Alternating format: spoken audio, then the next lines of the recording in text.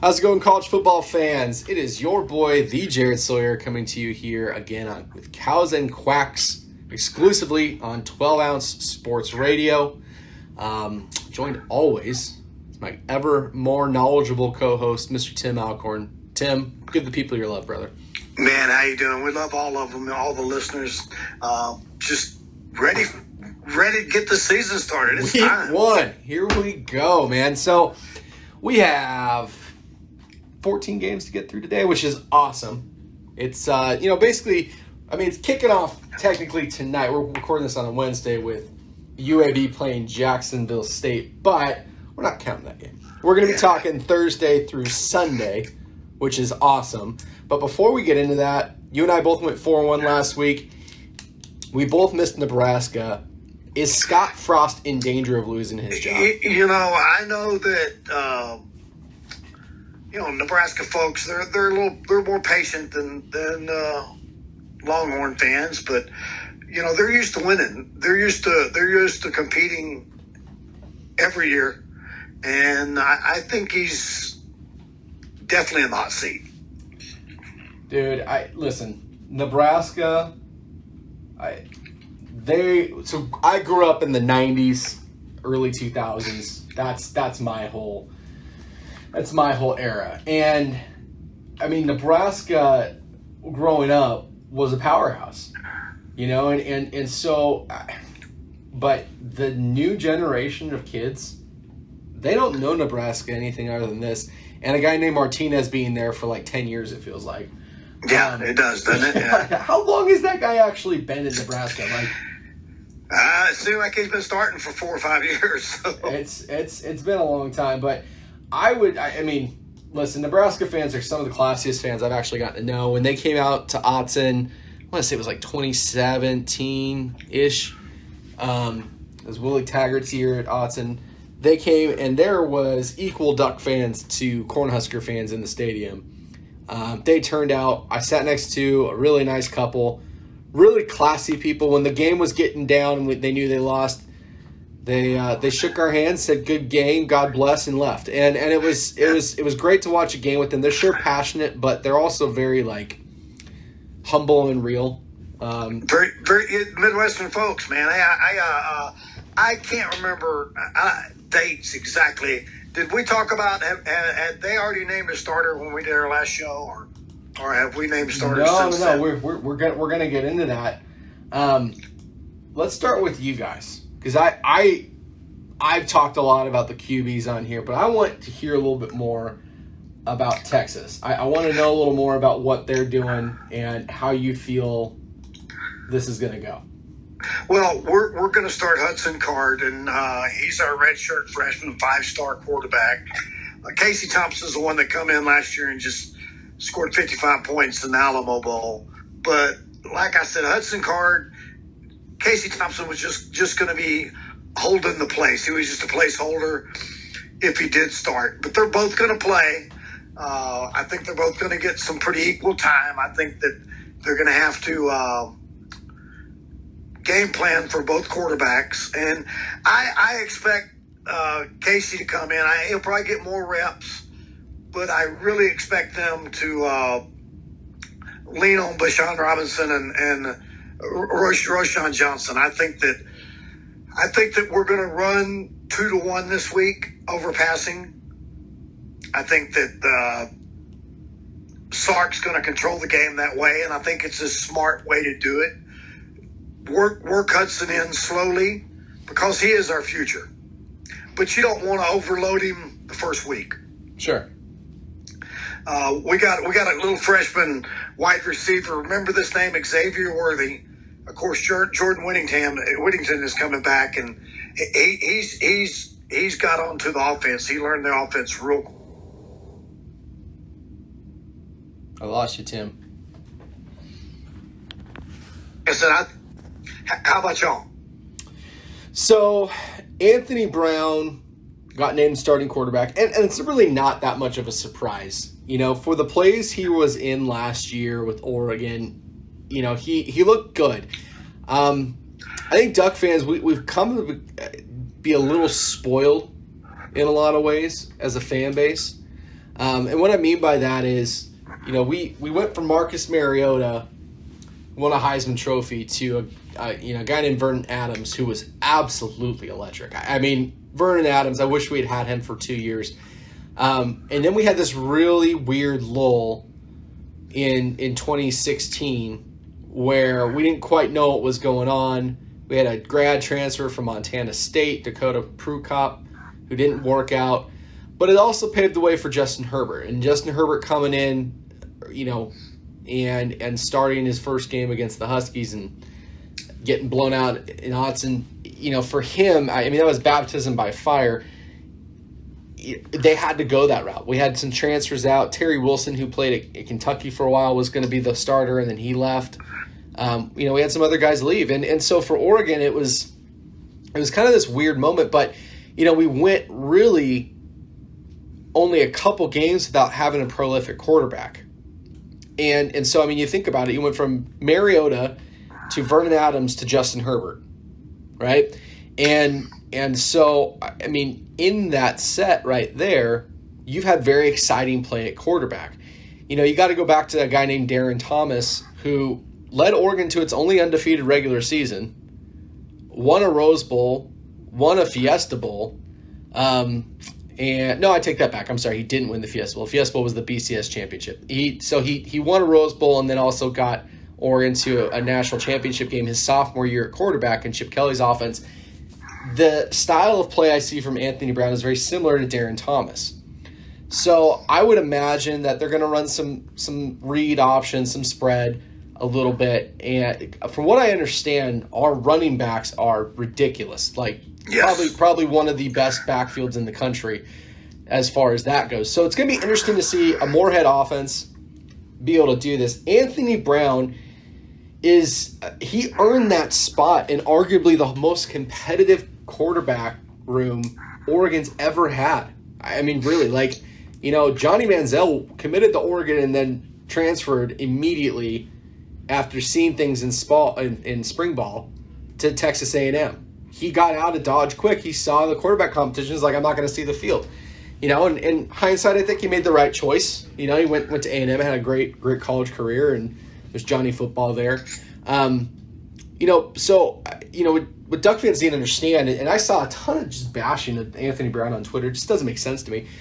The kid won the starting job. If Coach Cristobal, his job is to go out and win games. If he didn't think that was going to happen, he wouldn't have put him as the starter.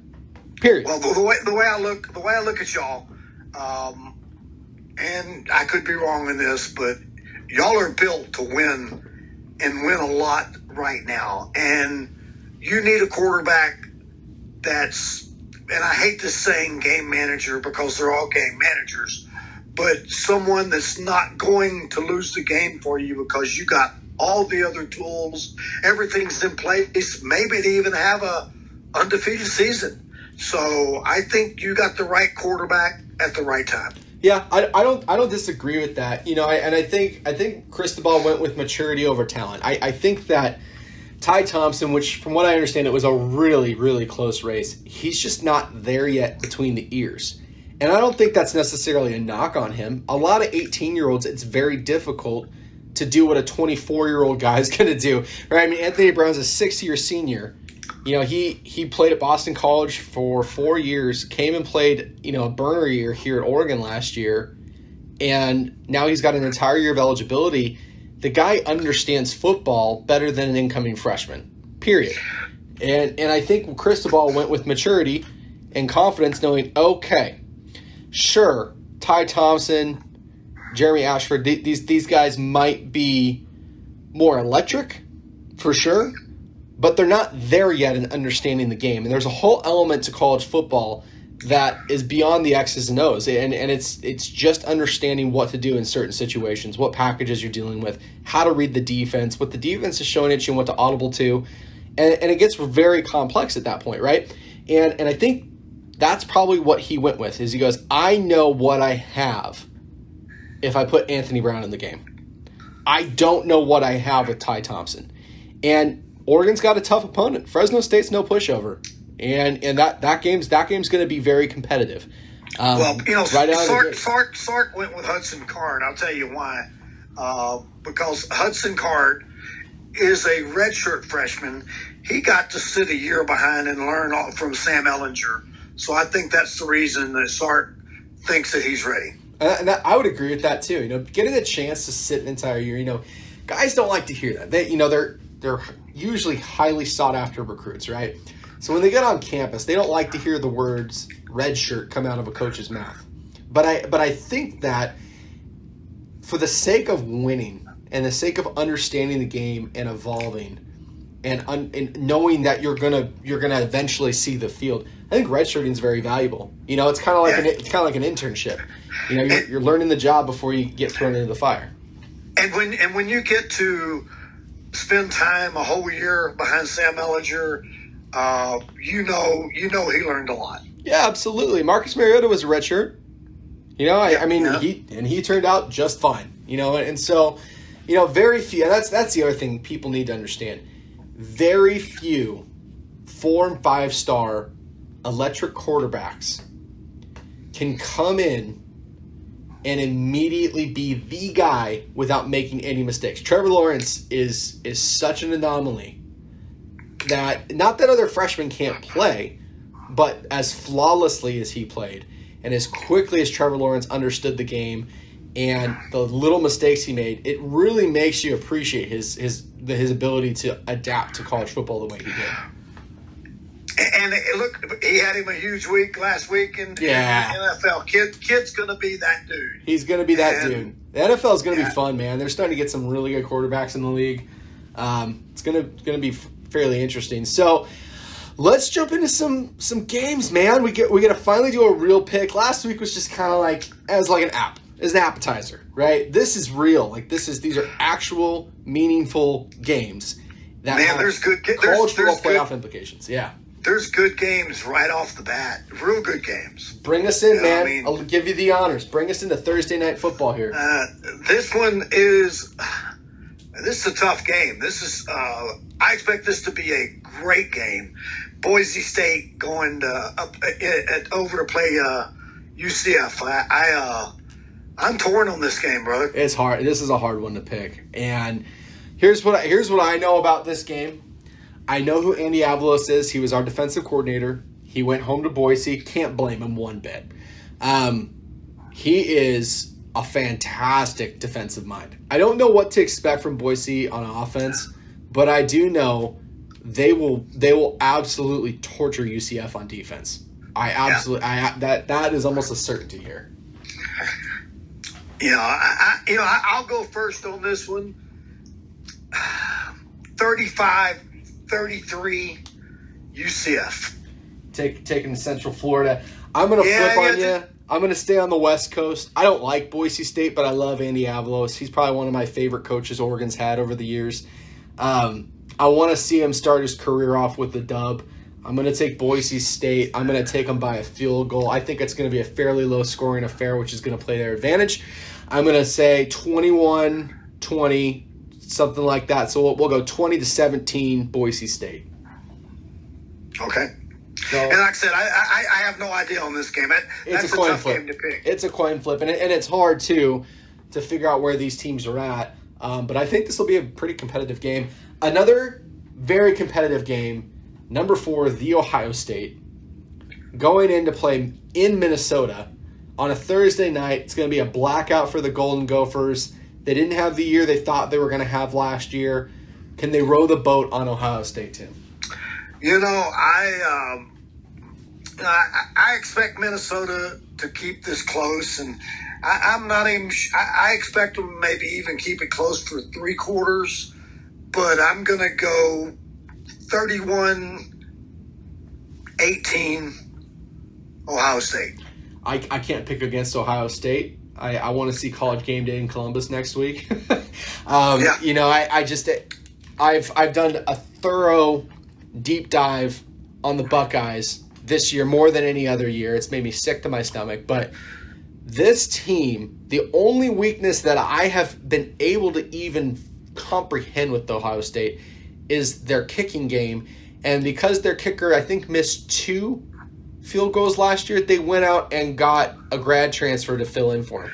So, I mean, Ohio State, if you look at their positions, it's not just the first level, it's the second and third level of these 4- and 5-star elite players that are just stacked at Ohio State. And it's so difficult to beat a team like that because while Minnesota, they have great players, they're not that deep. There's no way they could be. We're not that deep. Ohio State's incredible. And, we neither one of us can stand Ohio State, but, I got to give Ryan Day his due. Yep. He's one of the better coaches in college football. He's never lost a conference game, never lost a home game. That's just that. Yeah. And that's just ridiculous. I mean, you talk about how competitive the Big Ten truly is, and it really is. That's ridiculous. All right, moving on to Friday night. Tim, you pick. Who are we talking about first? Okay, Friday night we're going to go number 10, North Carolina, going into Virginia Tech. Man, that atmosphere in Virginia Tech going in on a Friday night, that's just something special. It's going to be towels waving, crazy, not able to hear yourself call plays. It's going to be electric. Yeah, this is a really interesting matchup. Who is Virginia Tech now? You know what I mean? And that's kind of thing. If my boy Josh is listening, I got to give him the turkey call because that's what the Hokies do. It always cracks me up, man. The turkey call that they do in the stadium. It's tough for me to understand who Virginia Tech is. I know who UNC is going to be this year. And because of that, I'm going with them. I got them winning 38-20. I think they're going to pull away mid-third, late or mid-third quarter, early fourth quarter, kind of put things away. Mac Brown he's Mac Brown, and he's a hell of a coach. And he took his two running backs and replaced them with two more great running backs. And 38-24. I think Virginia Tech will keep it close for a while, but I believe that Mac Brown is building a powerhouse if he doesn't already have a powerhouse there. Yeah, absolutely. Also, Friday night, the reason why I put this game on the schedule was to torment me because how the hell do you pick this one? Michigan State. Who is this Michigan State? I know who Northwestern's going to be. Yeah, I know who they're going to be very competitive this year. But who is Michigan State? Are they the same boring team that we've seen the last 3 years, or did they find an offense? I don't know. And that's the crazy thing about going into this year is all bets are off on these teams. You don't quite know the personality. It's really like a reset on college football in a lot of ways. And so, to me, this is probably right up there with Boise State UCF as far as equal talent trying to pick what's going to happen. All I know is I know that coach at Northwestern, and they're going to be ready to play. Northwestern's going to be a tough out in the Big Ten, I think. Yeah, I agree. I think they're up and coming. I'll go first. It's going to be a low score, and I think Northwestern wins at 27-21. Yeah, actually, that's exactly what I wrote down for my score. Exact same thing. We could be completely wrong on Michigan State, right? They could come out and line up the scoreboard, and we're sitting there texting each other, going, "Wow, holy crap! Guess we missed that one." Yeah, exactly. But again, we know what we're going to have with Northwestern. It's at home. It's going to be a low-scoring game, but I think they just have the athletes on their side of the ball to pull it off. Keeping it in the Big Ten, Saturday, number 19 Penn State at number 12 Wisconsin. This is going to be a fun game. I'm going to be watching this one. I think it's on around the same time the Ducks are playing, but I'm going to be flipping back and forth because this one's on. Yeah, it's on at 9 a.m., so it's our time, so it's right out of the gate. I honestly think both these teams have a shot to be a dark horse in the Big Ten this year. Absolutely, and I know Whiskey's going to bring it home. Of course, I love Penn State. Penn State's so well coached. This is a tough game. I'm going to let you pick this one first because I'm kind of looking at flipping a coin. I'm taking Wisconsin in this one because it's in Wisconsin and the environment and the atmosphere that's going to be around there. Not that Penn State doesn't have one, because Happy Valley's crazy environment, but I have this gut feeling that Wisconsin is going to be very hungry to prove themselves. They always, what do we know about Wisconsin? They always have a good O-line and an insane running back that runs like 12,000 yards a season. So I think it's going to come down to really just Penn State's ability to keep up with the pace of the game. And I think Wisconsin's going to do what they do best. Wear them down, score. Wear them down, score. And we'll see if Penn State can react. But I tell you what, man, I think this is going to be a fairly low-scoring game. I like Wisconsin in this one, 24, and I'm going to go 17. Yeah, I had a 24-21 Wisconsin. And don't get me wrong, I wouldn't be surprised if Penn State goes in there and clobbers them. Yeah. But, I just think whiskey at home. I think their fans will pull them through it. For sure. Bring us into our next one, bro. Yeah, and this is I don't know I kind of know what to think about this game. Stanford is going into Kansas. Well, they're playing Kansas State, but it's at AT&T Stadium. Oh, Kansas State. I'm sorry, yeah. Kansas State. It's at AT&T. It's in Dallas. I'm sorry, I misread that, and this could be a good opener. It's good. I honestly feel so that, and again, it's difficult to gauge where these teams are at. I mean, Kansas State, they started off last year beating Oklahoma, right, and shut them down, and had a really, really nice run. They kind of fizzled out. Stanford came into the season looking very dismal. We beat them at home. They couldn't kick a field goal to save. I actually felt bad for their kicker. I knew the game was away. The guy couldn't hit the broadside of a bar. I mean, he was missing 12-yard field goals, Tim. It was bad for them. But here's the thing. Shaw, even with the mass exodus that's happened at Stanford, Shaw is one of the best coaches in the country, and he's sneaky about it. You're never going to see him pound his chest. He's not going to make big splashes in recruiting.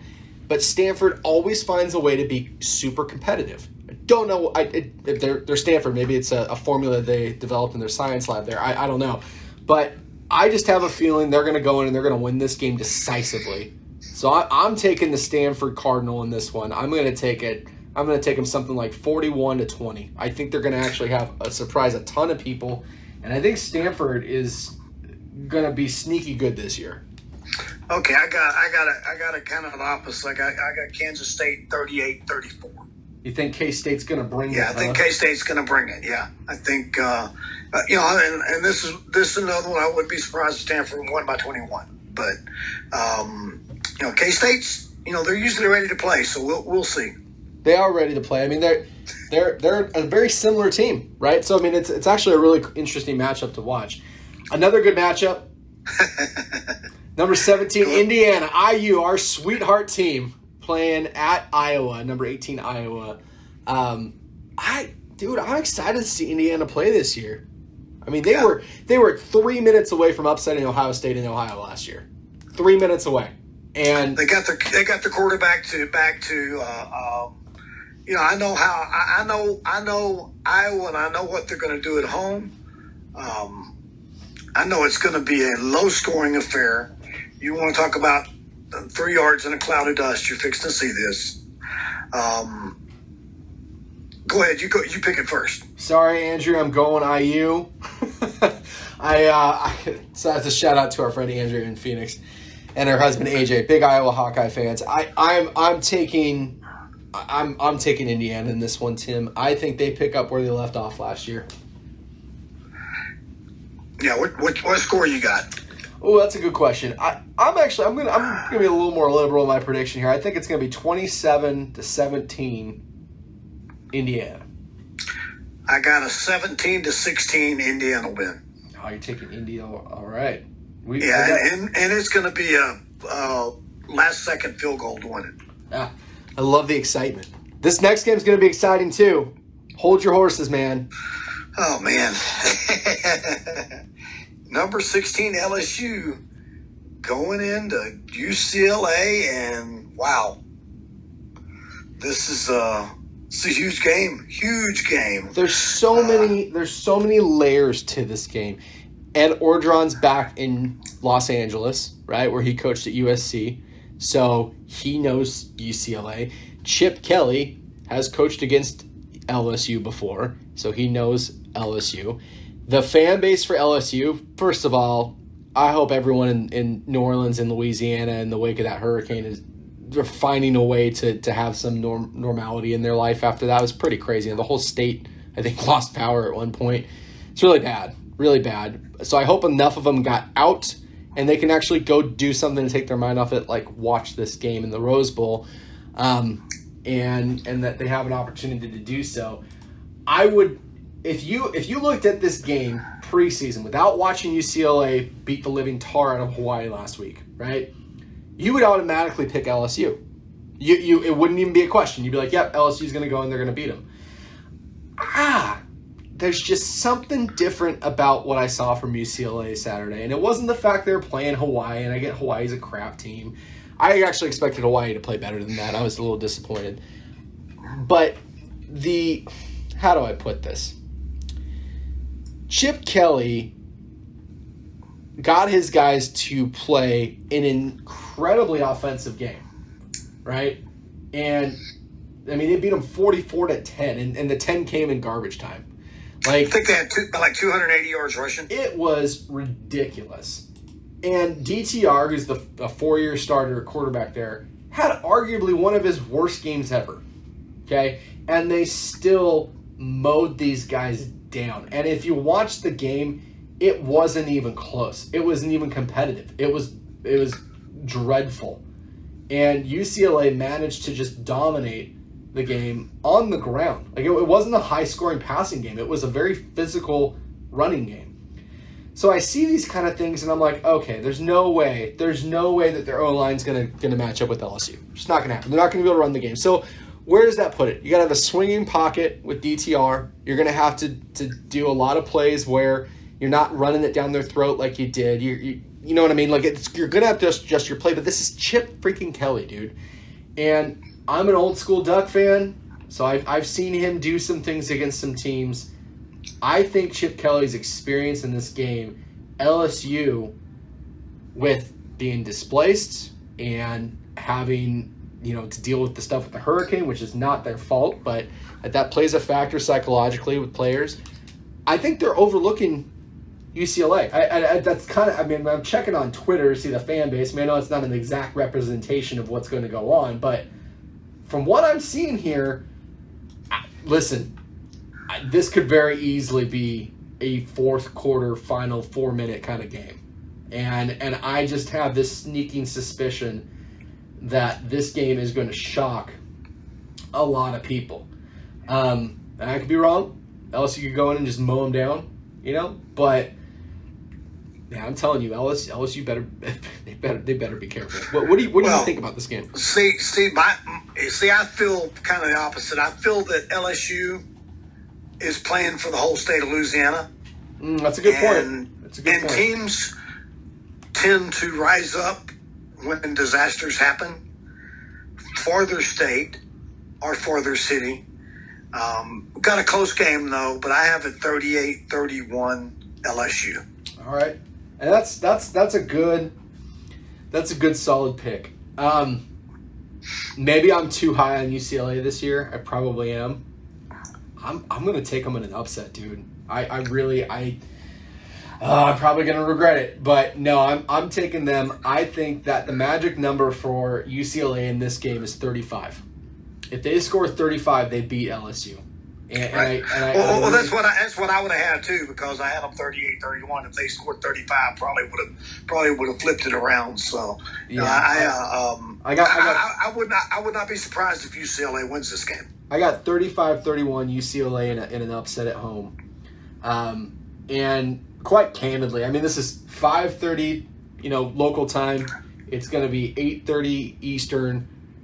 This has the makings to really be a showcase. If the Pac-12 can win this game, that's a big statement. That's a big move forward for the conference, because UCLA is not picked to do anything this year. And if they can beat LSU, who's picked to be competitive in their division, that's a big step, man. It's a big step. So before we go into this next Pac-12 game, I kind of want to bring something up. news last week come out that the Pac-12 said they were not going to look at expansion, and I think they're getting it wrong. Oh, absolutely. I think they should add some teams.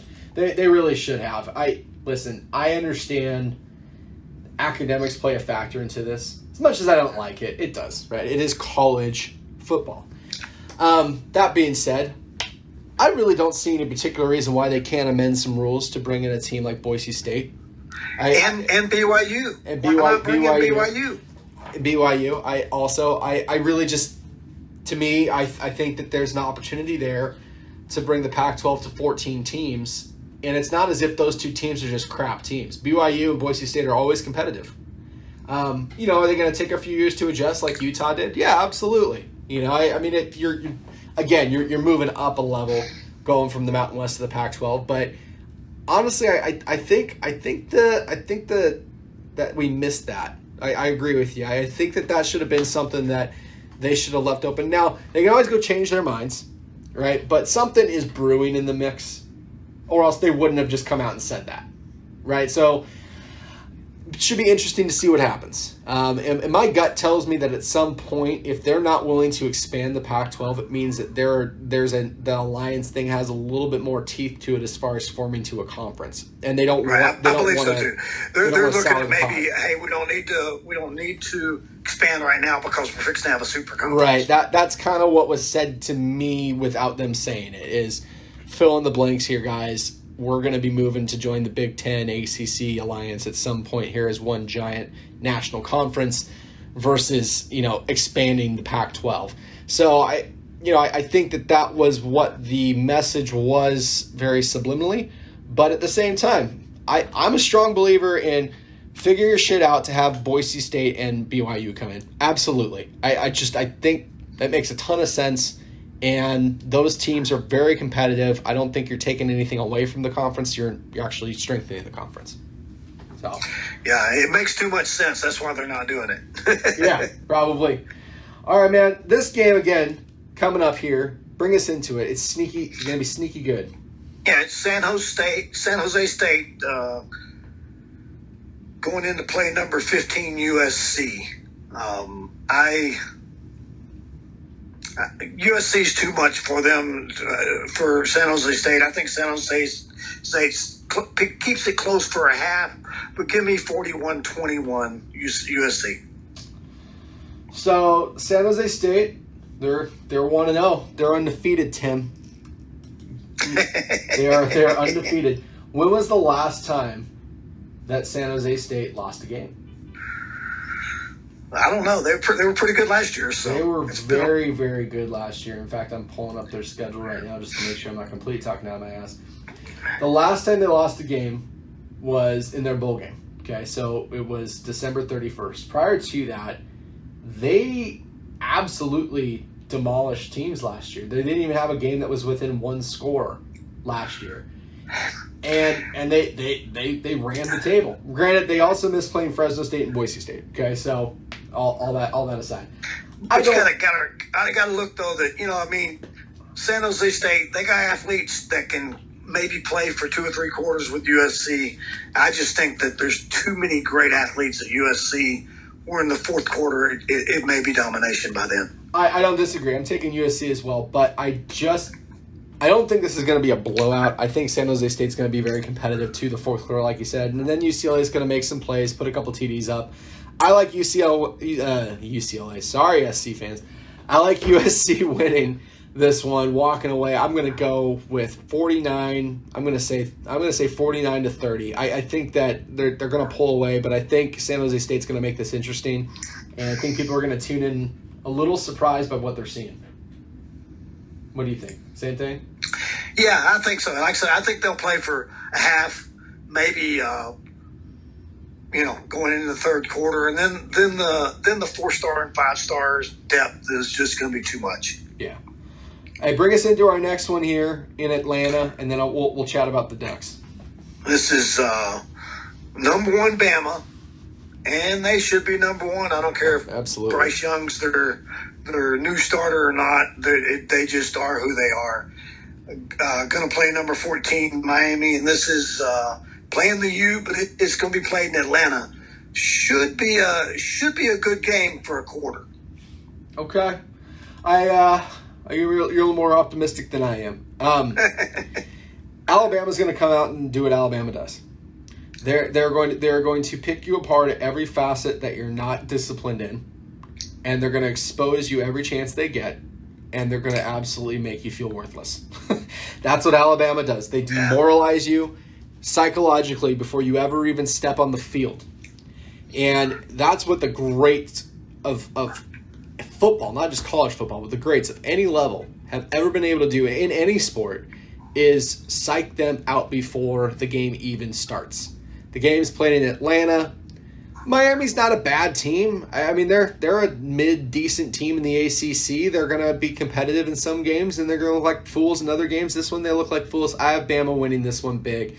I'm going to tell you they're going to probably put up close to 60 points. So I'm going to go 58 to, we'll say, 20. I don't see Miami doing much. They'll score some TDs in garbage time, and that's about it.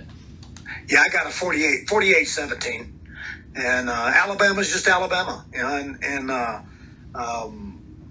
I'm not going to pick against them until they lose. No need to pick against Saban until they lose.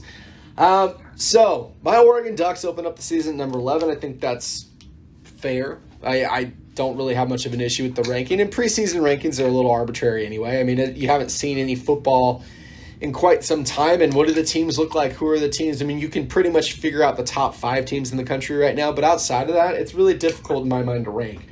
Fresno State's not a bad team. No, they looked really good against freaking UConn, dude. There are Texas high school football teams that would beat up UConn. So, I mean, it's difficult to say exactly what to expect on offense from Oregon. I know what we're going to have on defense. Fresno State, they got athletes. But, I mean, I watched their game last week. UConn's defense was atrocious. I mean, a guy was running an 8-yard slant and managed to take it to the house for 64 yards. He was in traffic. It's not like they couldn't, they had the room to tackle him. They just whiffed Olade on him. I mean, so you're not going to see that from this Oregon team. They are very disciplined on defense. Their linebacking core is the best in the country. The defensive backs in this host NFL caliber guys across the field. So I don't think you're going to see a whole lot of Burnhams. And it's going to be a completely different caliber of athlete that Fresno State's used to. Now, that being said, I do think they're going to put up some points, and I think the game is going to be fairly competitive. So, yeah. I'll go. I think this game is going to mirror my game, and I believe that it's kind of going to maybe be your game plan all year. It's not going to be what Oregon fans want, because I know what you're used to, but I believe that you're going to control the ball on the ground,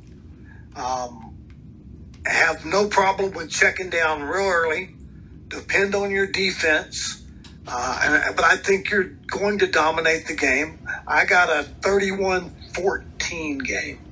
Yeah, it's about 200 yards rushing. 200 yards rushing. Yeah, that's about what I'm thinking. I'm picking Oregon. I think. Obviously they are completely stacked compared to what Fresno State has, and they have better coaching. But that doesn't mean Fresno State can't play with them. And that's the thing I think Duck fans need to temper their expectations on in this game. This is not a cream puff matchup tune-up game.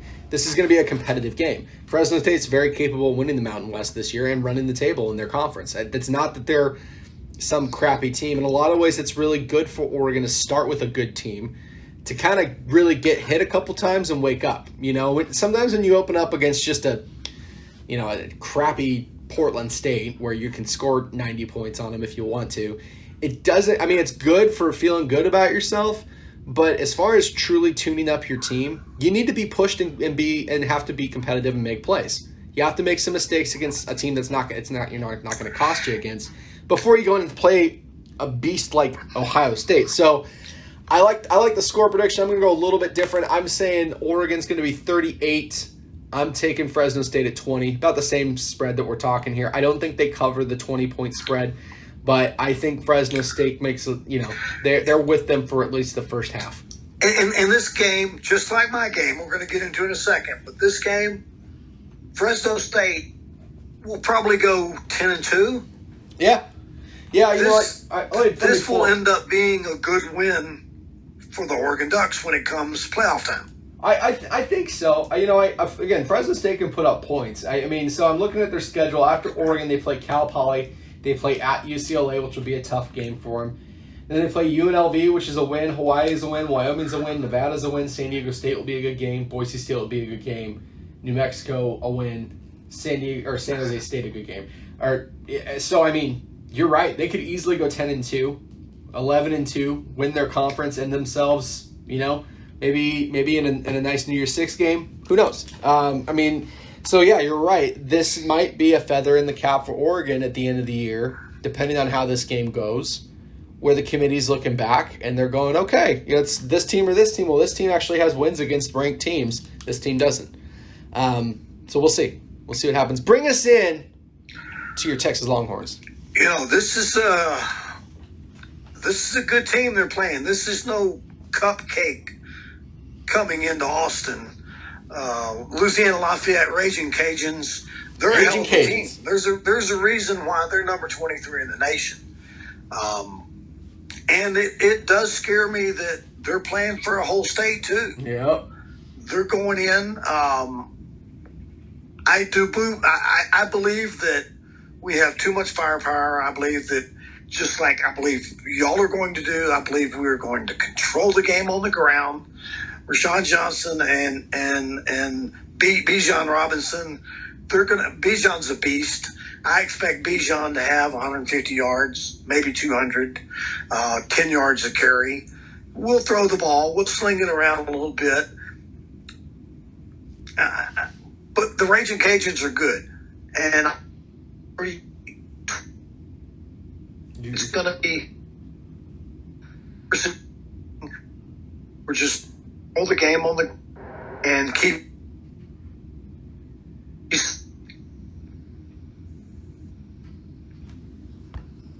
I have Texas controlling it and keeping them at arm's length with a 38-28 victory. How do you see it?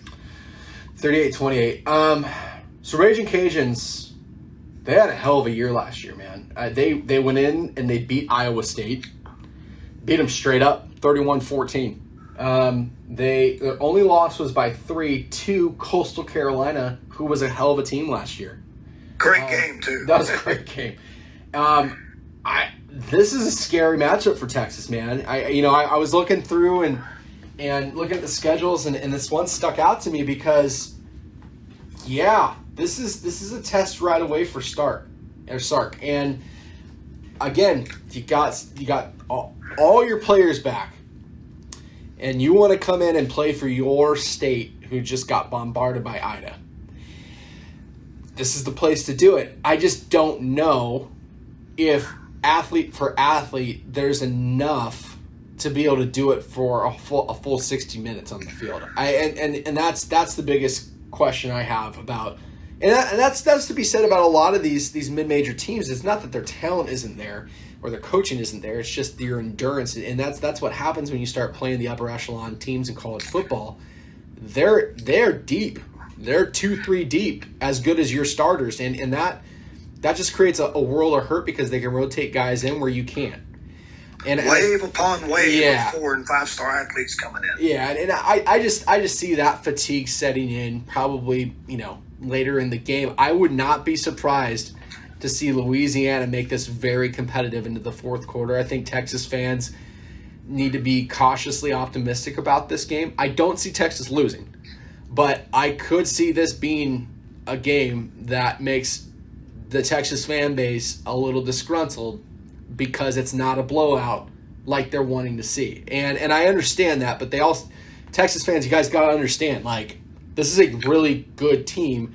It doesn't mean you're not going to have a great season if this game's competitive. And that's the thing I want to get across, is it does not mean that Texas won't have a great run or a shot at the Big 12, because I think that's very logical this year. But Louisiana's a good team, and they're going to play a hell of a season.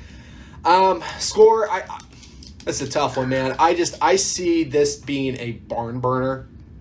knowing Sark and how he runs things, he's going to let it rip. And I know you're thinking, hey, we're going to control it on the ground. That's not Sark's personality. So unless he's changed since his time, at Washington and USC, and his revamp and going back through and getting rehabilitated via the Nick Saban program, now he's going to play a little bit more conservative football. Well, just like he knew what he had in Najee Harris. He knows what he has in Bijan Robinson. I see this being a barn burner. I'm going to go 51-40 Texas. I think this is going to be an athletic 7-on-7 drill. I think this is going to be the most points either team. I think the most points Texas gives up this year. I also think it's going to be the most points Texas scores this year. But I think when Sark understands the kind of game he's in at halftime, he's going to make the adjustments and be like, we're going tits up. Let's go. Yeah. That's just kind of the impression I get. But no, I have Texas winning this one. I think y'all are very capable of winning. But I just want the fan base to temper expectations. You have a first-year coach. It's a very, very good team coming in. This is a team that can come in and play with everybody except for 4 or 5 teams, maybe. Yeah. They're a good team. They are a good team. Let's make no mistake that a upset would not completely shock me. No, I don't think it's going to happen. I don't think that's going to happen. I think all will be well at the end of the day. But again, how do you want your teams to start? And this is the same for Oregon. Do you want your teams to go and play, a cream puff and get no real experience? Or do you want your teams to be challenged in week 1? Because, next week you guys play at Arkansas. We play at Ohio State. And those teams are not any pushover games. That's real big boy football right there. And so, if it comes down to it, I believe that at the end of the year, Fresno State, Louisiana will be ranked. If it comes down to it, one or both of our teams could get in because of those 2 wins if those teams are ranked. So I think it's very smart. Maybe not, bringing in an Alabama the first week, right? Well, having a decent team, and y'all got a good test, and wow. Next week, we're going to spend some time on that game. Yeah, we are. So, real quick sidebar, and we'll pick our last 2.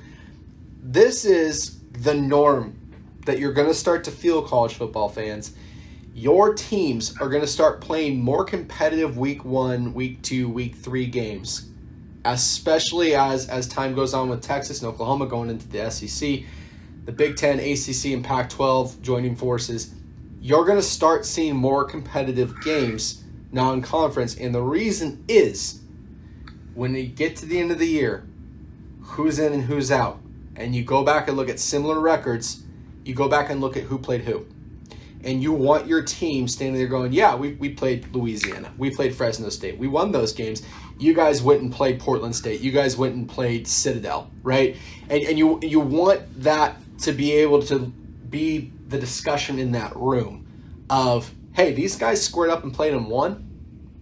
Maybe they have a loss here or there to a competitive team, but these guys didn't play anybody. Why would we give them a pass? And that's the thing that college football, I feel like, is going to start evolving to with the out-of-conference scheduling. Is this is going to be competitive? It has to be, and it's going to, especially going to the SEC every week is going to be a test, except for Vanderbilt or in Kentucky. But yeah. I want to talk about Notre Dame. Kentucky plays pretty good nowadays. Nah, they're okay. Talk about Notre Dame at pretty good out there. talk about Notre Dame. They're back from their 1-year stint in the ACC. Now they're back to being an Indy team again. Number 9, which I think is ranked way too high, but their name's Notre Dame, so they got in the top 10. Playing at Fresno State, new head coach. Florida State. Florida State. That's what I meant. New head coach. Do you think Florida State has a shot in this game, man? Honestly. I don't think they have the athletes there right now. I think that,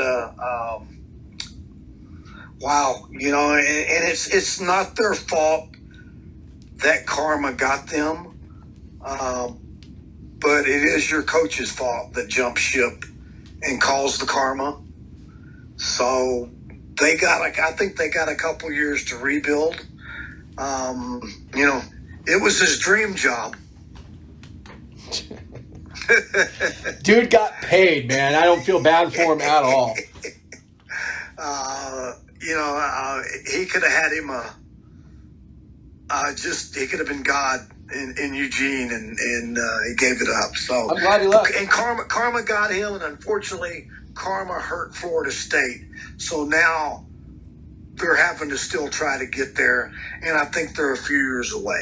Probably. What do you think? I think Florida State's got to put the pieces together. I think Notre Dame is more complete. I don't think they're going to be a very good team this year. I don't think Notre Dame is going to be a good team, but they're going to win this game. And I think they're going to probably win it decisively, and it's going to be somewhere around the lines of 41 to 25, 27, 28, somewhere in that range. We're pretty close. I got 41-28. Yeah. This next game, though, is going to be very competitive. Game of the week. It's back on Saturday. Number 5, Georgia, playing number 3, Clemson in Charlotte. Random place to play a game, but okay. Tim, are you gonna buy in on the dogs this year? Wow. Wow. Both of them have great returning quarterbacks, and I do believe they're both going to be great quarterbacks if they're not already great quarterbacks. I'm so torn on this. Going to take the dogs because the dogs. I knew you were going to do that. The dogs do play very well in the regular season. You'll agree with that. Yeah. I got a weird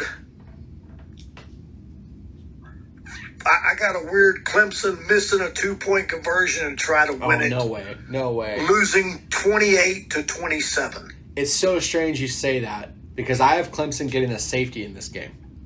Wow. Well, there you go.